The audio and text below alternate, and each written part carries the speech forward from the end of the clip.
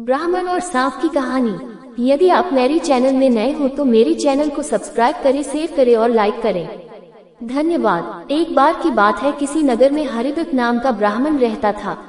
उसके पास खेत थे, लेकिन उनमें ज्यादा पैदावार नहीं होती थी। एक दिन हरिदत्त अपने खेत में एक पेड़ के नीचे सोया हुआ था। जैसे ही हरिदत्त की आंख खुली, उसने देखा कि एक सांप अपना फन फैलाए बैठा हुआ है। ब्राह्मण को एहसास हुआ कि यह कोई साधारण सांप नहीं है, बल्कि कोई देवता है। ब्राह्मण ने निर्णय लिया कि वह आज से इस देवता की पूजा करेगा। हरिदत्त उठा और कहीं से जाकर दूध ले आया। उसने मिट्टी के बर्तन में सांप को दूध पिलाया।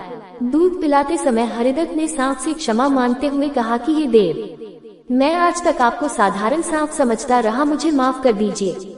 अपनी कृपा दृष्टि से मुझे बहुत सारा धन धान्य प्रदान करे प्रभु। ऐसा कहकर हरिदत्त अपने घर वापस आ गया।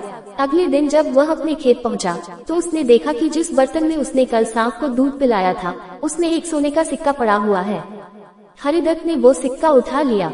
अब हरिदत्त रोज सांप की पूजा करने लगा और सांप रोज उसे एक सोने का सिक्का देने लगा। कुछ दिन बाद हरिदत्त को दूर किसी देश जाना पड़ा, तो उसने अपने बेटे से कहा कि तुम खेत में जाकर सांप देवता को दूध पिला आना। अपने पिता की आज्ञा से हरिदत्त का बेटा खेत में गया और सांप के बर्तन में दूध रखाया। अगली सुबह जब वह सांप को दूध पिलाने गया, तो उसने देखा कि वहाँ सोने का सिक्का रखा हुआ है। हरिदत्त के बेटे ने वो सोने का सिक्का उठा लिया और मन ही मन सोचने लगा कि जरूर इस सांप के बिल में सोने का भंडार है। उसने सांप के बिल को खोदने का फैसला किया, लेकिन उसे सांप का बहुत डर था। हरिदत्त के बेटे ने योजना बनाई कि जैसे ही सांप दूध पीने आएगा, तो वह उसके सिर पर लाठी से वार करेगा, जिससे सांप मर जाएगा।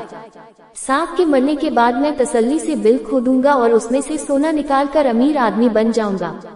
लड़के ने अगले दिन ऐसा ही किया, लेकिन जैसे ही उसने सांप के सिर पर लाठी मारी, तो वो मरा नहीं बल्कि गुस्से से भर उठा।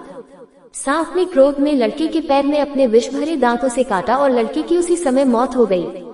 हरिदत्त जब वापस लौटा, तो उसे यह जानकर बहुत दुख हुआ। कहानी से सीख। लालच का फल हमेशा बुरा होता है, इसीलिए कहते हैं कि कभी लालच नहीं करना चाहिए।